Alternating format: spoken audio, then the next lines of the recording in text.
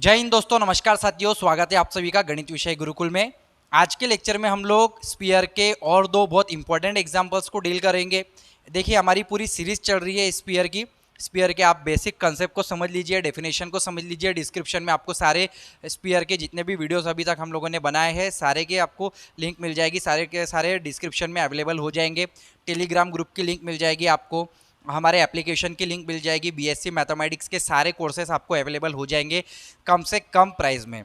तो चलिए हम लोग शुरू करते हैं। बहुत ज़्यादा इंपॉर्टेंट एग्जाम्पल अपन ने यहाँ पे लिख रखा है। A sphere of the radius के passes through origin and meets the axes in ABC, prove that the centroid of a triangle ABC lie on the sphere. अब इस तरीके से 9x² + y² + z² = 4k², इस इक्वेशन को हमको लेकर आना है। सेंट्रोइड की बात हो रही है, किसका सेंट्रोइड है? ट्रायंगल का। ठीक है, सेंट्रोइड ऑफ ट्रायंगल एबीसी की बात हो रही है यहाँ पे। तो चलिए शुरू करते हैं। लेट सबसे पहले हमको यहाँ पे कुछ लिखना है, तो सॉल्यूशन में हम लोग कुछ इस तरीके से स्टार्ट करते हैं भाई कि let the general equation of spear. General equation क्या होता है? इज, हमने इसके पहले भी देखा है, x² + y² + z² + 2ux + 2vy + 2wz + d = 0। ये अपने पास जनरल इक्वेशन है।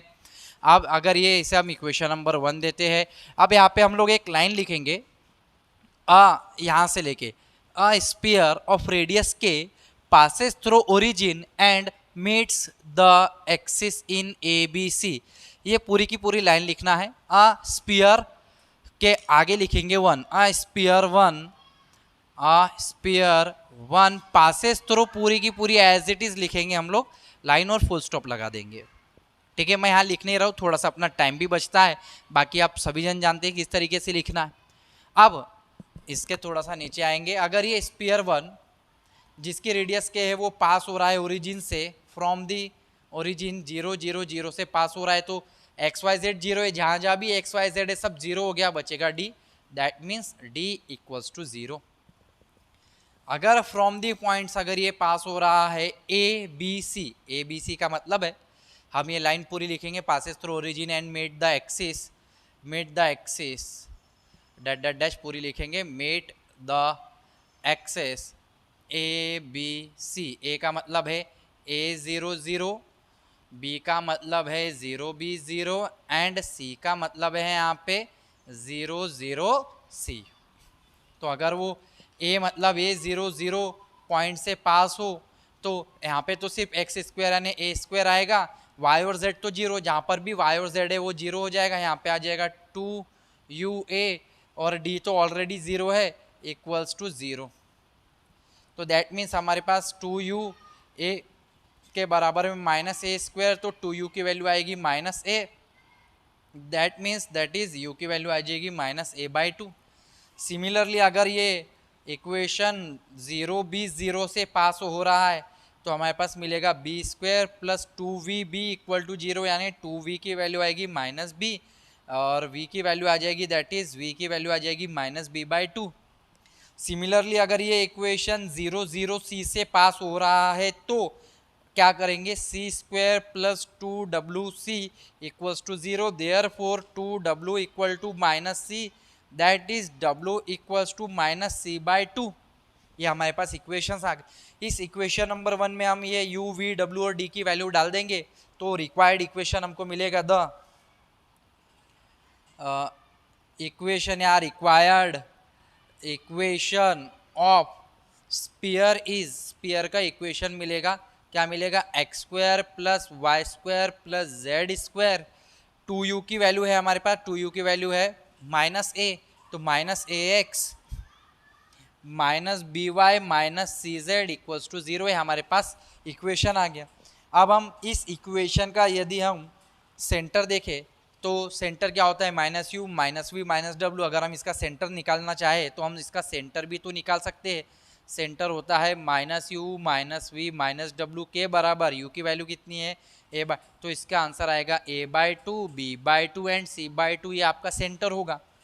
अगर हम इसका रेडियस देखेंगे, इट्स रेडियस इज, इसकी जो रेडियस है क्या हो जाएगी? R = √में U² + V² + W² - D। That means R square equal to U square plus V square plus W square, और डी का आंसर तो 0 है।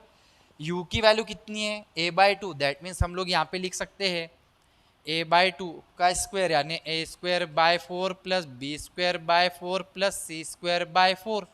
बट हमको तो r इक्वल्स टू के, ये अपन को तो गिवन दिया हुआ है बेटा, ये गिवन दिया है।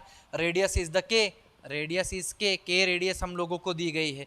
तो r के जगह अगर हम के पुट करेंगे तो ये इक्वेशन हमारा कुछ इस तरीके से होगा। कितना हो जाएगा, a² plus b² plus c² equals to k, that means a² plus b² plus c² equals to 4k। यहाँ तक हम लोग आ गए। अब हमको क्या बताना है, ये 4k तो आ गया हमारा, 4 radius r², that means it is a k², so it is 4k²। Okay, अब हमको बोलना है centroid of the triangle ABC। Let हम लोग यहाँ पे लिखते हैं let alpha beta and gamma, ठीक है, क्योंकि ये कुछ इस तरीके से डायग्राम है, x y एंड z, ये आपका x है समझ लो, ये आपका z है, ये आपका y है। तो ये पॉइंट A है, A0 0, और ये फॉर एग्जांपल B पॉइंट है 0 B 0, and this is your point C 0 0 and C। तो इनको अगर हम मिला दे और एक इनको ये हम एजेस को मिला दे, एजेस को मिलाने के बाद हमको सेंट्रोइड मिलता है। 12वीं में देखा है हमने centroid formula, alpha beta gamma, be are the coordinates, be the coordinates, किसके कोऑर्डिनेट्स है भाई, सेंट्रोइड, कोऑर्डिनेट्स ऑफ सेंट्रोइड के कोऑर्डिनेट्स है, कोऑर्डिनेट, अब कोऑर्डिनेट ऑफ सेंट्रोइड किसका, of triangle ABC, where ABC जो पॉइंट्स है वो किस तरीके से, वेयर ABC हमको पता है, where A is A0 0, B is 0 B 0 and C is 0 0 C। तो यहाँ पे हम लोग उसको लिख सकते हैं, where A is A0 0, B is 0 B 0 and C is 0 0 C। Therefore by centroid formula, centroid फार्मूले के अनुसार क्या हो जाएगा, सेंट्रोइड फार्मूले के अनुसार हो जाएगा अल्फा इक्वल टू, हम लोग ऐड करेंगे पहला a plus 0 plus 0, a plus 0 by 3, beta equal to क्या हो जाएगा, बीटा इक्वल टू 0 दूसरा 0 plus b plus 0 by 3, gamma equal to तीसरा 0 प्लस c बाय 3। तो ये alpha equal to a by 3, that means a की वैल्यू आ गई 3 अल्फा, बीटा की value b by 3, that means b की वैल्यू आ गई 3 बीटा, और गैमा की वैल्यू आ गई आपकी c by 3, that's mean c की वैल्यू आ गई 3 गैमा। ABC, ये ABC की वैल्यू मान के चलो, इसे हमने इक्वेशन 1 दिया था तो इसे इक्वेशन नंबर 2 दे दे और इस इक्वेशन नंबर 2 में पुट कर दे, तो इक्वेशन नंबर 2 हमारा कुछ इस तरीके से दिखाई देगा, यानी कि 3 अल्फा का स्क्वायर यानी a का स्क्वायर अगर हम कर रहे हैं तो 3 अल्फा का square 9 alpha square plus 9 beta square plus 9 gamma square equal to मिल रहा है हमको 4k²। तो हम यहाँ से 9 कॉमन निकालेंगे तो alpha square plus beta square plus gamma square equal to 4k²। अब हम अल्फा बीटा गैमा के फॉर्म पे आया और यहाँ पे हमको एक्स वाई जेड के फॉर्म पे आंसर होना, आंसर तो हमारा आ चुका है। अब हम क्या करेंगे, इसको जनरलाइज कर देंगे या तो इसे हम लोकस ले लेंगे, ठीक है, लोकस इन द सेंस हम एक्स वाई जेड के फॉर्म पे लिख लेंगे, जनरल फॉर्म पे लिख लेंगे। अल्फा बीटा गैमा को हम लोग जनरलाइज द कोऑर्डिनेट्स का मतलब है जनरलाइज करेंगे, यानी कि हम जनरल फॉर्म पे लिखेंगे X Y Z instead of alpha beta and gamma. तो जनरलाइज द कोऑर्डिनेट्स लिखे या फिर लास्ट में लिखे the locus of the sphere, इस तरीके से लिखे तो भी चलेगा। तो generalizing the coordinate, generalizing the coordinates, इनको हम जनरलाइज करेंगे यानी जनरल तरीके से लिखेंगे तो क्या मिलेगा 9x² plus y² plus z² equal to 4k² and this is our required equation, we want this equation, ये हमें चाहिए था और यही हमें मिल चुका है। तो इस तरीके से बच्चों अपन को इस एग्जाम्पल को सॉल्व करना है। सेम इसी तरीके से एक और एग्जाम्पल है जो कि इससे मिलता जुलता है, बहुत एडवांस एग्जाम्पल है। तो इस एग्जाम्पल को मिटाए बिना हमें उस एग्जाम्पल को भी सॉल्व करना है। सिर्फ क्वेश्चन में थोड़ा सा फेरबदल रहेगा, क्वेश्चन में मिटा देता हूँ, आंसर कुछ इसी तरीके से 99% आएगा। तो क्वेश्चन देखिए, ये भी बहुत इंपॉर्टेंट क्वेश्चन है और इसके अगला जो क्वेश्चन है जो मैं लिखने जा रहा हूँ वो भी बहुत ज़्यादा इंपॉर्टेंट है। क्वेश्चन पे ध्यान देंगे हम। मैं क्वेश्चन मिटाता हूँ बच्चों। ये एग्जाम्पल अभी अपन ने यहाँ पे लिखा है, सेम है। अ स्फीयर ऑफ रेडियस, यहाँ पे के था, यहाँ पे 2k हो गया, passes through the origin and meets the axis ABC। यहाँ तक तो क्लियर है। अब यहाँ पे सिर्फ लास्ट लाइन चेंज हो गई, the locus of centroid of tetrahedron. यहाँ पे हम सेंट्रॉइड ऑफ ट्राइंगल की बात कर रहे थे, यहाँ पे सेंट्रॉइड ऑफ टेट्राहेड्रॉन की बात होगी। OABC, centroid of tetrahedron. ठीक है, टेट्राहेड्रॉन का मतलब क्या, देखो ट्रायंगल के जैसा ही शेप होता है। ठीक है, ट्रायंगल हम लोग इस तरीके से निकालते बच्चों, ट्रायंगल हो गया अपना।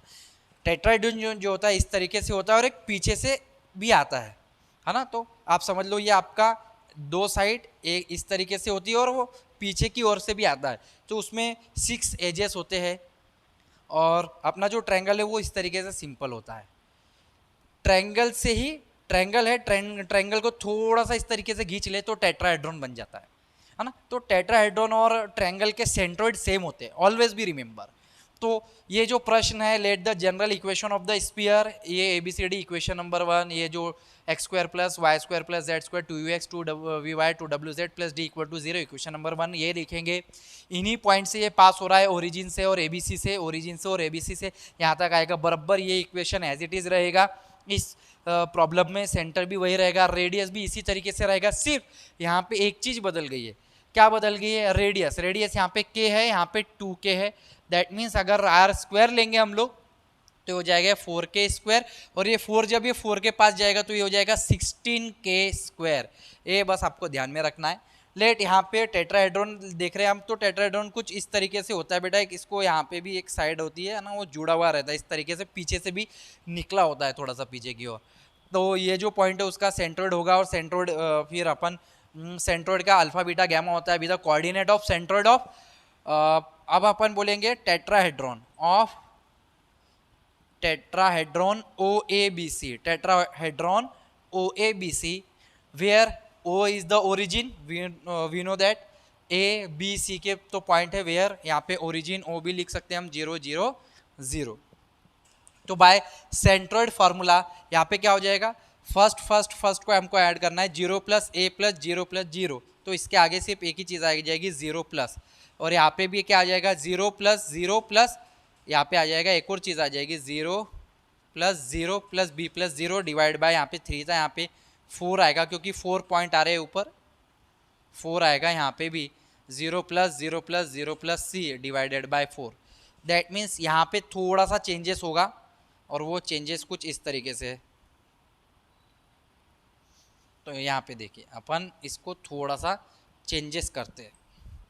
तो ये हो गया, अल्फा की वैल्यू आ गई a/4, बीटा की वैल्यू आ गई आपकी b/4 एंड गामा की वैल्यू आ गई आपकी c/4। दैट मीन्स यहाँ से a की वैल्यू निकली 4 अल्फा, b की वैल्यू निकली 4 बीटा और c की वैल्यू निकली 4 गैमा। इस तरीके से ABC की वैल्यू निकली। इन ABC की वैल्यूज़ को इक्वेशन नंबर 2 में पुट कर देंगे। दैट मीन्स 16 अल्फा² +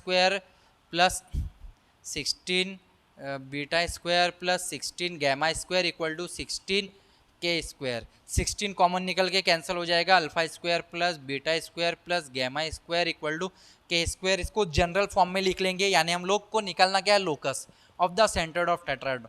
तो लोकस के अगर हम इसको निकालेंगे, या फिर लोकस हो इस तरीके से हम बोल देंगे लोकस ऑफ द स्फीयर, या फिर जनरलाइजिंग द कोऑर्डिनेट, तो हम लोग को क्या मिल जाएगा, ये हो जाएगा x² + y² + z² = k²। This is the required equation of sphere which we want.